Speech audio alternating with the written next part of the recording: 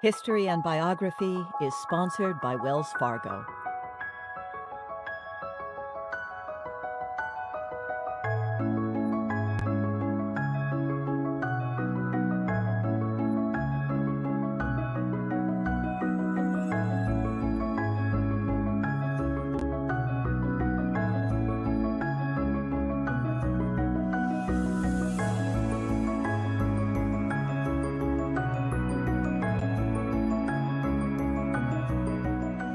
Good day. I'm Andrea Mitchell from NBC News and MSNBC, and welcome. It is my great pleasure to welcome you to the 20th anniversary of the National Book Festival presented by the Library of Congress. And we are thrilled to have today our author, David Rubenstein, who has authored a new book, and his new book is How to Lead. And it is an extraordinary combination of conversations on leadership, on the qualities that make people the leaders, especially these very special people, these unique individuals that David has assembled in his book. David Rubenstein, welcome. You're a lawyer. You're a former White House domestic policy advisor. You were a founder of the world's largest private equity firm. You're a history buff. You're a philanthropist. You restored the Washington Monument. You've saved the pandas, the great pandas at the National Zoo. You brought the Magna Carta to the archives, to say nothing of having a very popular television interview show on Bloomberg and on PBS. How do you do it all? Tell us about your leadership. Well, I didn't feel I was as good a leader as the people I interviewed. So in the book, I talk a little bit about what I tried to do as a leader, but recognizing I wasn't really at the level of the people I interviewed, I really went out and tried to interview the most famous people I could that I knew who were leaders, people in business or culture or the arts or sports. And that the book is basically a summary of what they told me and what it takes to be a leader. If you were to distill any particular qualities of leadership from these people, and we'll get more specific in a moment because these are extraordinary stories, tell me what you found to be the most important qualities or the connective thread among them.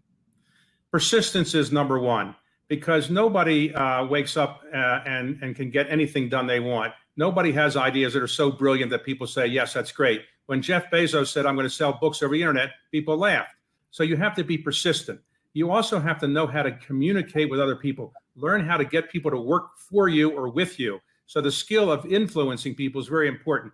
And also, I think it's also important to be humble. Humility gets you further than, I think, arrogance. Obviously, some people are arrogant, get far, but in the end, I think the most admired leaders are ones that are humble, they're highly ethical, they're people that also want to do something useful with their life, and they think that what they're doing is useful, and in many cases it is. Now, you've chaired the board at Duke, you're a fellow on the Harvard Corporation, you're on the board of Johns Hopkins Medicine, all of these academic institutions, the University of Chicago, yet one aspect that you found among some of these leaders is they dropped out of school. They didn't graduate college. I'm speaking, of course, of Bill Gates, Richard Branson. Let me ask you about Gates. He tells you that if he had not dropped out of Harvard, he doesn't think that Microsoft would have dominated the software market when he was first creating all of that. Well, the very famous dropout, of course, is Bill Gates. And Bill Gates dropped out because he thought he was going to miss the software revolution.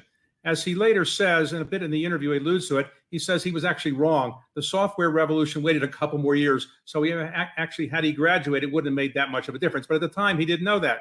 And imagine, telling your father and your mother, who are very well educated, I'm dropping out of college to start a company in the software world when nobody really knew what software was. The same is true. I didn't interview him for this book, but Mark Zuckerberg basically did the same thing.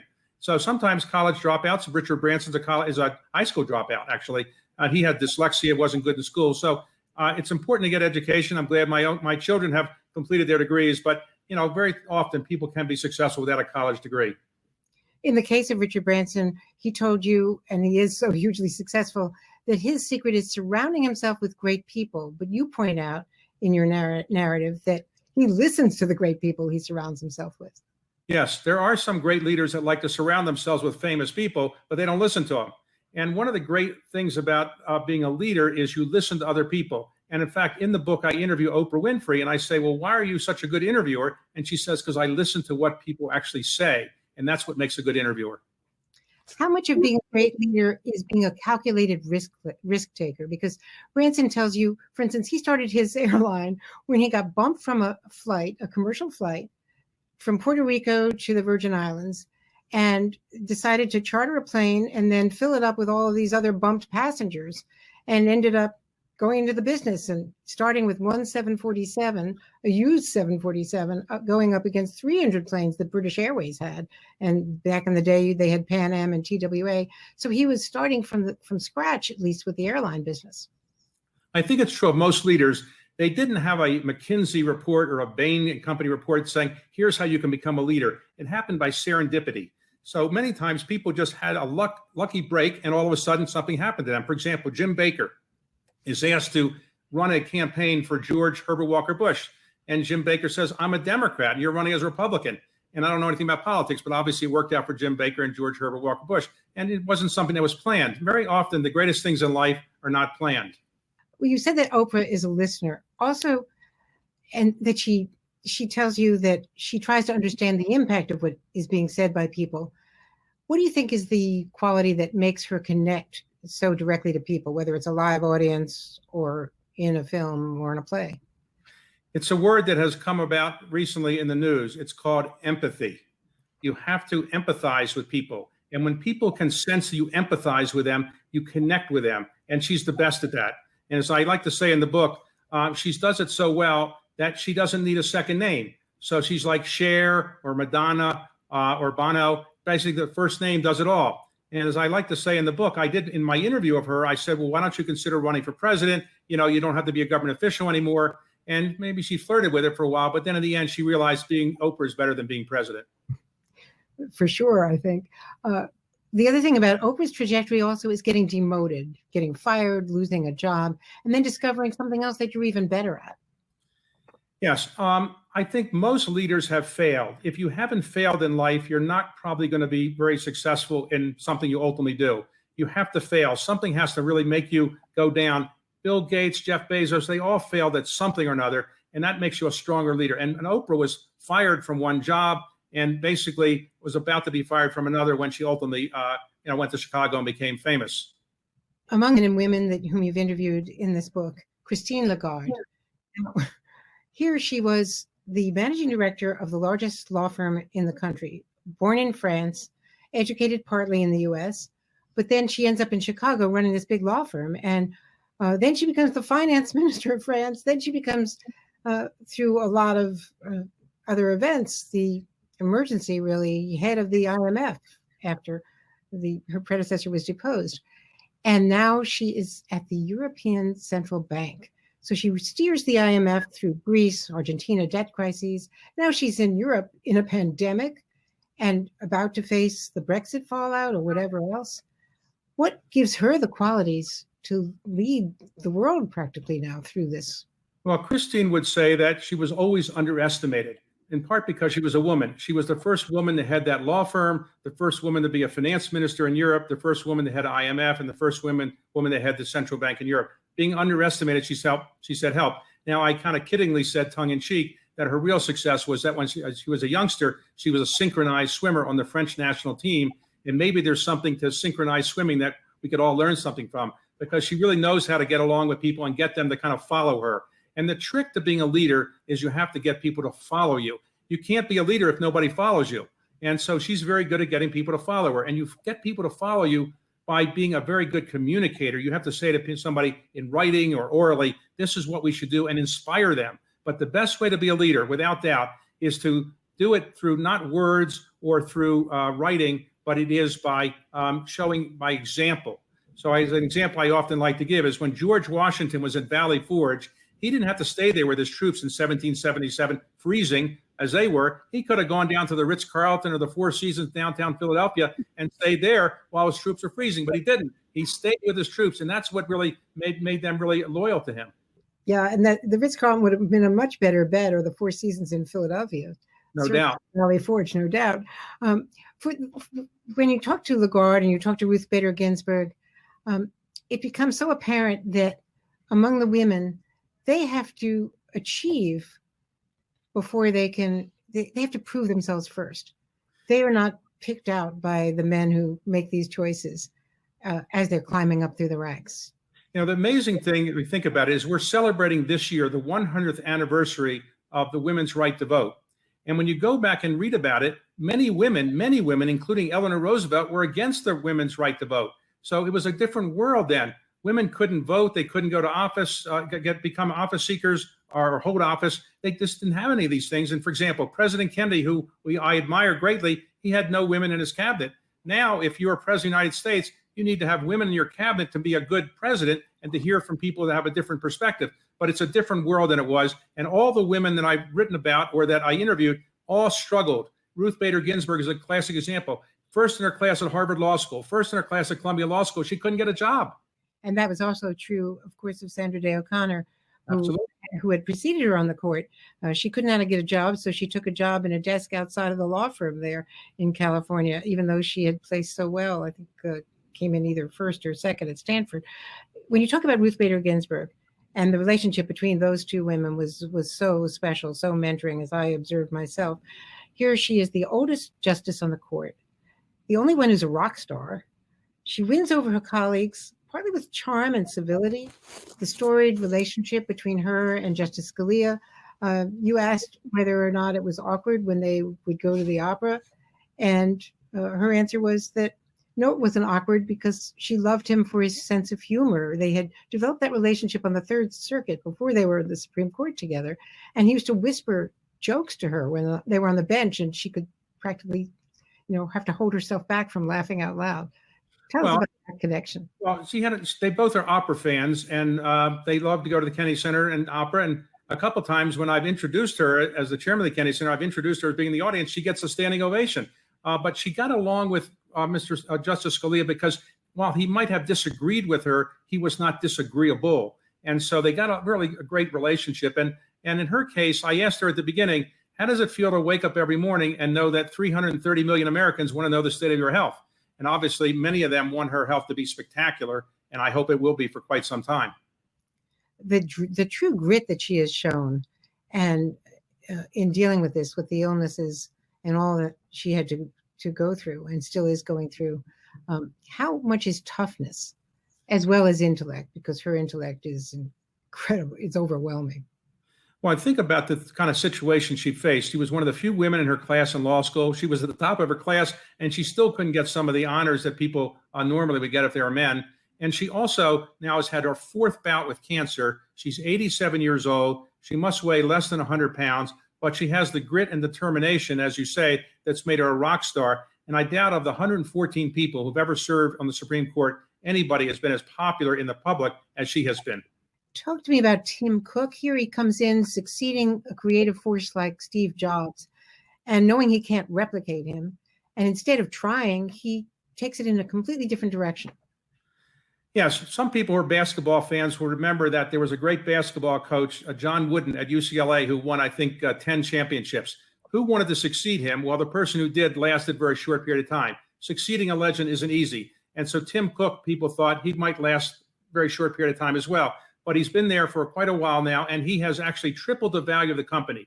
Why? Because he said, I'm not going to be Steve Jobs. I'm not Steve Jobs. I'll do the opposite. I'll get along with people, collaborate, work on the operation. So Steve Jobs was great for what he did, but Tim Cook has really made the company even more successful. And he recognizes that he's not Steve Jobs. And that's very important. Is there a difference between the leaders that you found, like Gates and Tim Cook, who are successful in the tech world, and the other kinds of creative forces, such as the musicians and artists or politicians? Is there some quality that distinguishes them, or is there a more universal quality? Well, generally, tech CEOs tend to be more focused inward on the technology, and they don't tend to spend as much time in the outside world. So for a long time, until recently, the tech CEOs didn't really want to come to Washington and deal with a lot of the Washington kind of issues. Now they're being forced to come to Washington. But generally, the tech people are more drawn in, I would say. Whereas people that in politics or people in the cultural world, the arts, they have to go out and express themselves all the time to a larger audience. So take Yo-Yo Ma, who I introduced. He's the world's most famous and the best cellist, but his greatest strength is his personality, in my view, because he really shows people how passionate he is about art. As a failed string player, I know how important the technical skills of Yo-Yo Ma are, but I agree completely. And you know better than I, his passion is part of his artistry, his enthusiasm, And one of the things you notice, he shows it with whoever he's with, whether it's a group of school children. I've known he's gone to Native Americans on reservations to try to bring arts to them as part of the presidential program, or whether he's at the Kennedy Center or on any other world stage. So that's part of his. He's a great cultural ambassador. Now, in talking about Yo-Yo Ma also, the public personality of these artists and Renee Fleming, that's the performance part. Do you see that also in politicians, which is going to bring me to Nancy Pelosi as the next Well, question. as somebody that has been around politicians much of your career, you know that they will say things off the record and that they won't say them on the record. But really, the great politicians, they are the same inside or outside or on the record, off the record. So Nancy Pelosi is a good example. She and I are both from Baltimore. We've had a special connection because of that.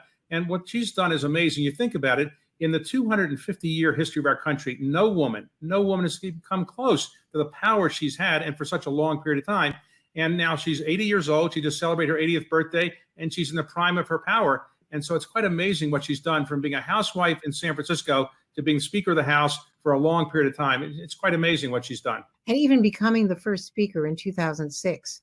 And the way she showed the female side of her was to bring all the children up to the podium. I was on the Hill that day covering it live, and she brought all the children and grandchildren off of the floor. She has 9 now herself, but it was something that certainly no male speaker would have thought of doing.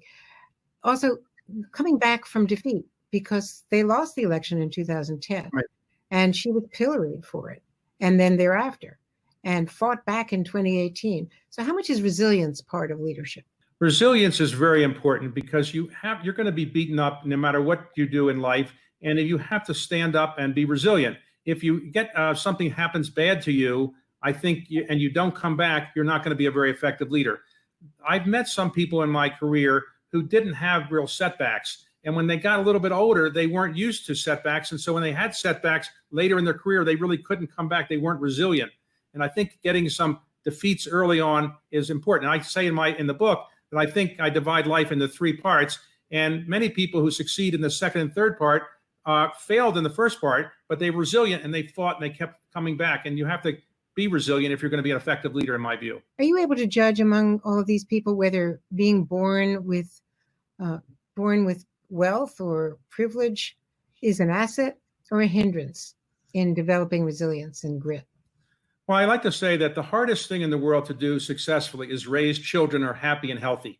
And it's very hard if you are a child from a wealthy family. As we've all seen, many children from wealthy families are spoiled and they don't really have the motivation. So I try to think that if you're born in a wealthy family, yes, you have certain privileges, but in the end, if you accomplish something, you have to overcome the perception you got there because of the wealth. So I don't really think that the most successful people in the world ever come from extremely wealthy families. And in fact, it's very rare that a Nobel Prize winner is coming from somebody who was in the Forbes 400 list. Nobel Prize winners are coming from lower, middle income families or blue collar families. Those are the people that have the drive to push forward. If you come from a wealthy family, you really have to struggle to have drive. In the current context, and all of us are struggling with the pandemic, and our leaders are, and CEOs are, what advice do you have for business leaders as they decide what risks to take, how safe it is to reopen, what conditions, how to deal with loss, how to take care of the health, what responsibilities they have to their employees? I think business leaders, and I've interviewed a number of them recently about how they're dealing with COVID, their highest responsibility is to their employees, and they want to make sure that they're healthy and they can perform their jobs in a healthy and safe manner. Then their customers. But you have to make sure that people that work for you feel that you care about them, you're empathetic to them, and you just don't worry about profits. And I think the way that the world will evolve after COVID is behind us is that people will change the way they live. We will not be traveling probably as much for quite some time. We will probably be doing more things remotely, more things from home, more things on these kind of devices. And I think the world really will change. But also people are more worried about their health than ever. Because what COVID brought to me was this. I'm now 70 years old. I used to view myself as an aging baby boomer, but a baby boomer. I'm still active. Now I'm looked at as a senior citizen, because when I go to the Whole Foods market, they say, well, here's the senior citizen line, Mr. Rubenstein. You can go over here. You can come in a little bit earlier or something. So I realized that you're looked at differently, but also the most important thing is the fragility of life. What we learned through COVID is how quickly life can go away. Baby boomers like you and I, who are baby boomers, we thought, okay, if we make it to 70, we'll get to 80, your husband is 94? 94. 94. So I saw him the night of dinner, and he was great at the dinner the other night. He knows exactly, what's going on, and he was terrific. So many people think if you get to 70 in this day and age, you're going to make it to 94. But with this COVID, you realize your life could be wiped out in 1 or 2 weeks without a chance to say goodbye. So it made to me think how fragile life is and how lucky I got here and how important it is to me to be safe and healthy in doing this, not to take risks. And that's what I really think people should learn through COVID. Don't take risks. Life is very fragile. You're so involved in so many great medical institutions at Hopkins, Harvard, and else who are on the forefront of all of this. How optimistic are you that we can get through this? Well, in terms of a vaccine, the fastest vaccine ever developed was for mumps, took 4 years. The Sabin vaccine and the Salk vaccine took 7 years. Average is about 10 years. So we're trying to telescope that into about a year. Now, because we have so much money being put at it and so many companies are working on it, about 130, I do think we'll get a vaccine. Whether the vaccine will be as effective as we would like it to be, I don't know. But I do think by the first half of next year, there will be several vaccines. Now, the trick is not just getting the vaccine, it's developing it so that it can be distributed to people at affordable costs. That's the real challenge. Do you worry about American leadership in the world as we have businesses that are obviously in a global economy, but now are competing under a very different political system, it seems, a political climate? I do worry about it. I interviewed in another situation this morning, the Prime Minister of Singapore, and he was basically making the plea for America to not recede back into its borders, but to be an Asian power and remain an Asian power, because the world's better off if the United States plays the role that we played in the 1960s and 70s and 80s, to some extent, leaving some of the wars aside. But we've done so many great things. And I do worry whether we are as effective a leader around the world as we used to be. You mentioned Jim Baker, because that interview was a wonderful interview, and it read in the book even better than when I first saw it. One of his bywords was preparation. I've never known anyone when he was White House Chief of Staff or Treasury or Secretary of State who did his homework more. And that's how I got to know him better, even after the earlier campaigns when I was covering the White House. And I would be the only one on Saturday or Saturday night, as a young correspondent. He'd be picking up his own phone because he was preparing for the Sunday morning talk shows. He is always prepared. And after he left as in the government, he served in my firm as an advisor for about 12 years. So I got to see him up front. And as I said in the book, very often when you get to meet famous people and spend time with them, you see their flaws and they're not as good as their press. But it's the opposite with him. I admire him more than I did before I got to know him. And the statement that he got from his father was, which I tell my children all the time and everybody: prior preparation prevents poor performance. And it's true. He's always prepared. Yeah, he was one of those people who inherited a legacy as James A. Baker III, and it didn't hurt him at all. He still has the grit and the resilience. Talk to me about Warren Buffett. A huge influence on Bill Gates, of course, a great mentor of him, and such a surprising, almost elf-like figure for being the great, guru that he is.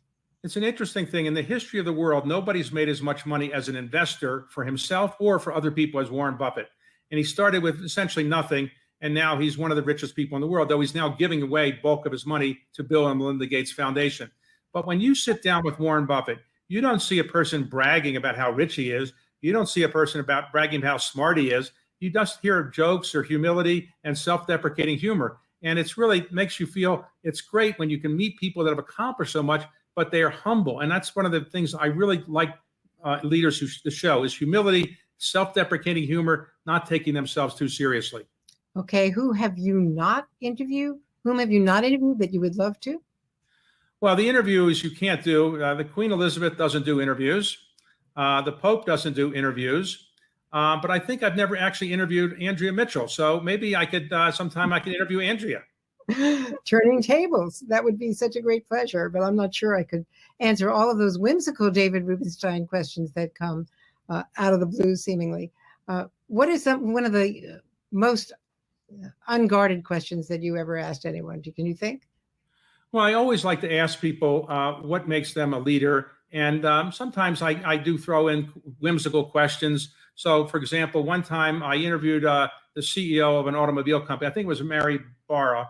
Yeah. Mary, when I go buy a car and the salesman goes to back to talk to his sales manager, what is he really doing back there? Are they really negotiating the price, or are they just having a cup of coffee and then coming out and say, I can get this price or that price? I always wondered. And she said she had a lot of dealers in the audience and she didn't want to quite say. She didn't know. But I think some kind of offbeat questions sometimes loosen the tension a little bit.